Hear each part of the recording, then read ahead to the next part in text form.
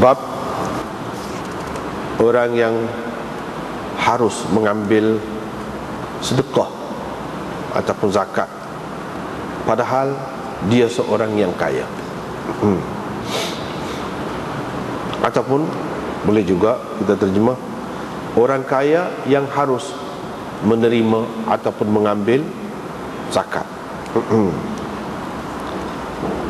Imam Abu Daud dengan sanad yang meriwayatkan daripada Atha bin Yasar bahawa Rasulullah sallallahu alaihi wasallam bersabda, sedekah itu, yakni zakat itu, tidak halal kepada orang kaya melainkan kepada 5 macam orang.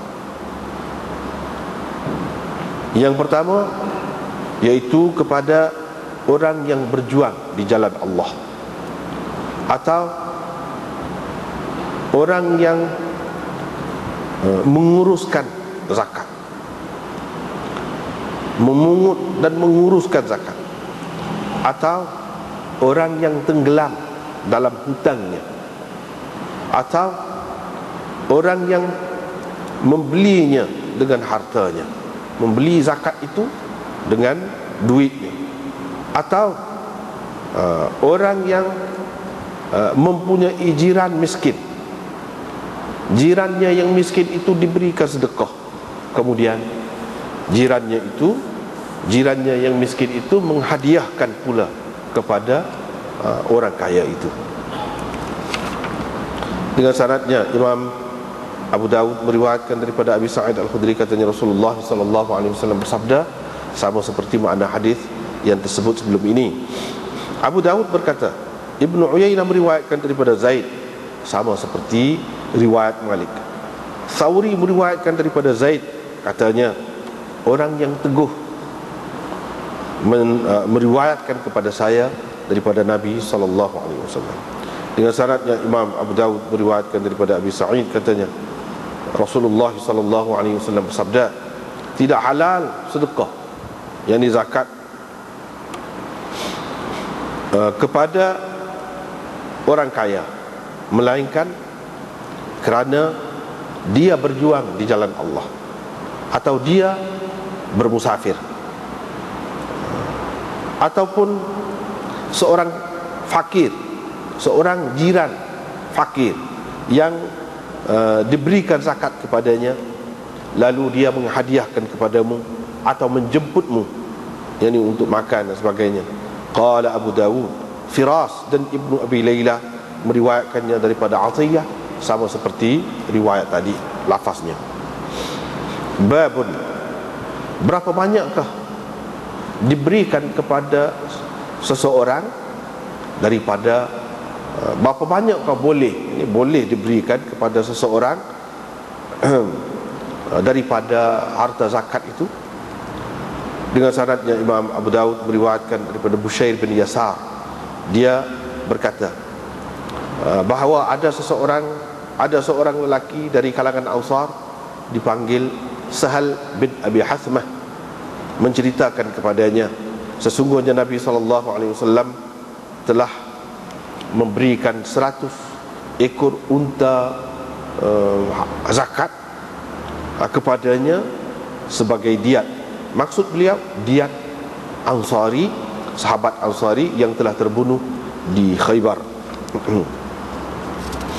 Dengan sanadnya Imam Abu Daud meriwayatkan daripada Samurah daripada Nabi SAW, baginda bersabda, al-masail, meminta-minta itu, kaduh, adalah luka ataupun calar yang yakdahu biha, calar yang dilakukan oleh seseorang terhadap mukanya sendiri. Sesiapa yang hendak mengekalkan mukanya, jadi dalam keadaan tidak bercalar, boleh dia terus kekalkan mukanya itu dalam keadaan baik dan bersih.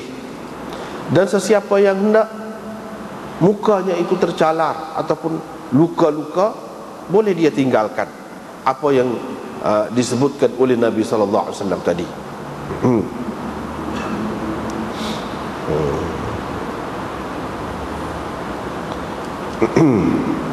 Satu lagi, faman syaa'a abqa ala wajhi, sesiapa yang hendak mengekalkan calar dan luka itu pada mukanya, boleh, iaitu dengan cara dia minta lah.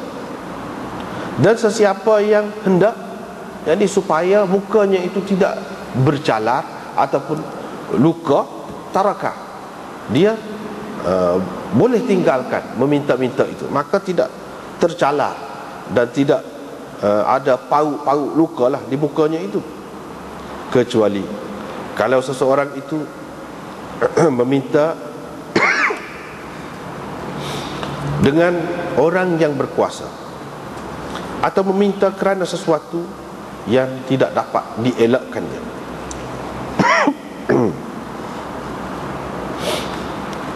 Dengan syaratnya, Imam Abu Dawud meriwayatkan daripada Qabisah bin Mukhariq al-Hilali, katanya, saya menanggung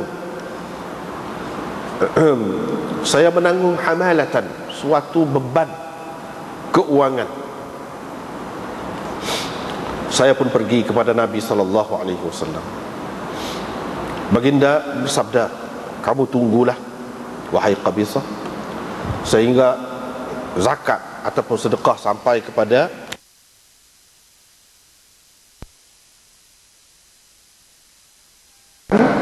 orang supaya memberi kepadamu zakat itu.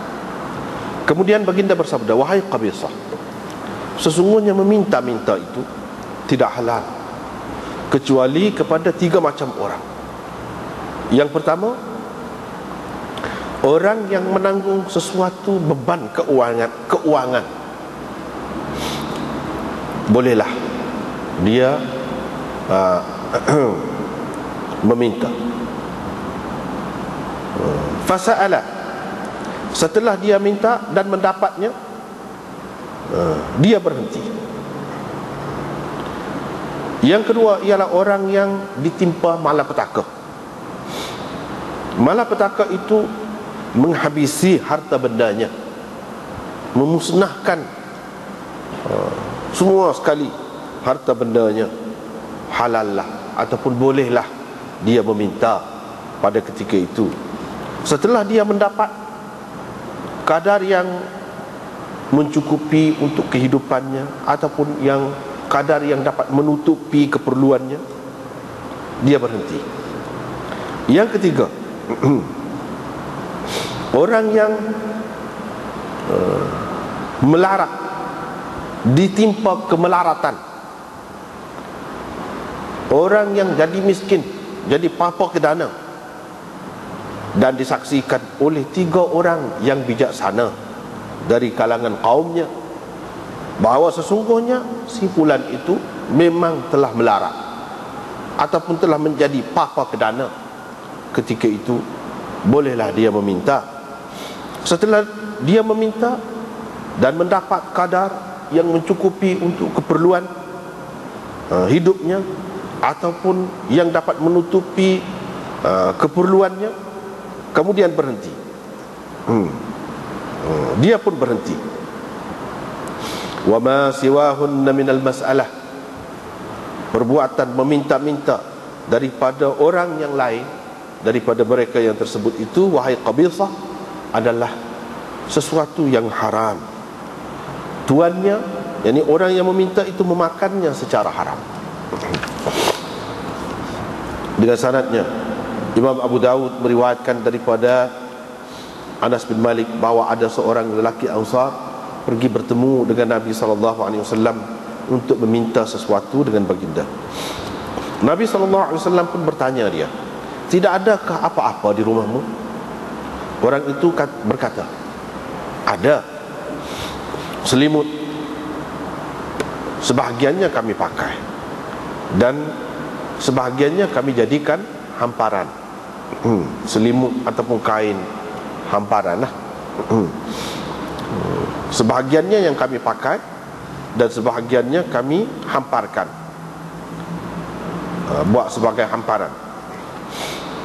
Dan piala ataupun mangkuk yang kami minum air dengan menggunakannya.